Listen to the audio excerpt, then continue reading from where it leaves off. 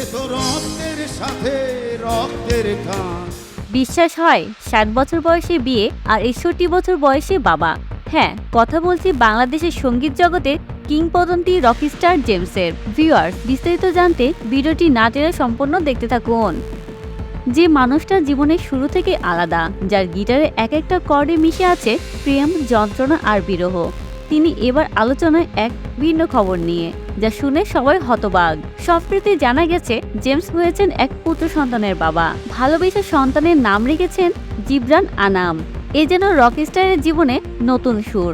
ভাবুন তো, যে মানুষটা স্টেজে দাঁড়ালে হাজারো ভক্ত পাগল হয়ে যেত, আজ হয়তো সে মানুষটাই সন্তানের ছোট্ট হাত ধরে বসে আছেন, চোখে এক অদ্ভুত শান্তি, মুখে হাসি। 61 বছর বয়সেও জীবনের নতুন শুরু। এটাই প্রমাণ করে ভালোবাসা থাকলে বয়স কোনো বাধা নয়। ভক্তরা বলছেন, গুরু আপনি শুধু গানে নয়, জীবনেও রকস্টার। জেমসের এই গল্পটা কেবল একজন তারকার নয়, এটা সেই মানুষদের জন্য যারা ভাবে সময় ফুরিয়ে গেছে, স্বপ্ন শেষ। না, জীবন সবসময় সুযোগ দেয় নতুন করে শুরু করার। জেমস এটাই দেখিয়ে দিলেন, যতদিন হৃদয় বেঁচে থাকে ততদিন স্বপ্নও বেঁচে থাকে।